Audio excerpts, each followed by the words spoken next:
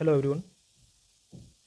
आज इस वीडियो में बात करेंगे कि अगर आपने अपने एप्लीकेशन फॉर्म में किसी भी गवर्नमेंट जॉब के एग्ज़ाम में फॉर्म में अगर आपसे फिल करते हुए कोई मिस्टेक्स हो गई है तो उसका डीवी में क्या इफेक्ट हो सकता है। सबसे पहले एक सवाल होता है कि क्या डीवी पे असर पड़ेगा, क्योंकि हमने एग्ज़ाम दे दिया, हमारा जो फॉर्म है वो एक्सेप्ट हुआ था एग्ज़ाम में, तो बाद में दिक्कत होती है क्या? तो एक शब्द में जवाब है, दिक्कत होती है। ठीक है, क्योंकि आपके डॉक्यूमेंट्स पहले चेक नहीं किए जाते, डीवी में ही चेक किए जाते हैं फाइनली ढंग से जो होते हैं। ठीक है, और मैं आपको बता दूं, मैंने 2 डॉक्यूमेंट वेरिफिकेशन जो है मैंने फेस किए, इसीलिए मैं आपको बता रहा हूँ।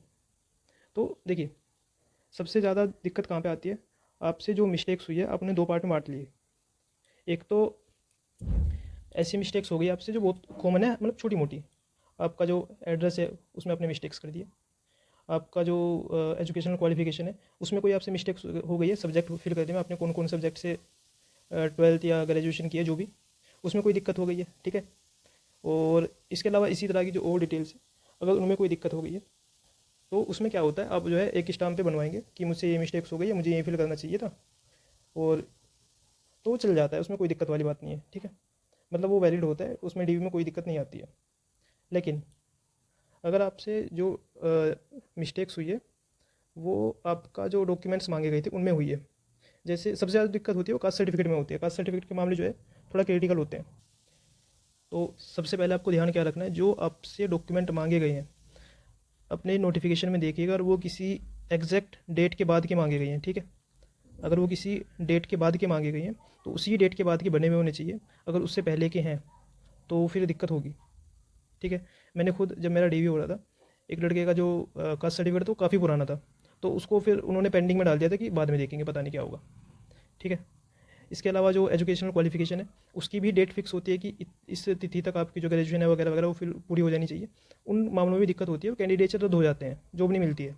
ठीक है, इसके अलावा अगर आपसे आपके नेम में मिस्टेक्स हो गई है, मदर्स नेम, फादर्स नेम में, इन सब में मिस्टेक्स हो गई है, तो देखिए इन केस में क्या होता है, अगर आपसे आपका जो 10th का जो सर्टिफिकेट है उसमें सही है और आपसे मिस्टेक्स हुई है आपके एप्लीकेशन फॉर्म में फिल करते हुए, तो कोई बात नहीं है, आप स्टाम्प पेपर पे लिखवाएंगे, बनवाएंगे, उसको सबमिट कर देंगे, चल जाएगा।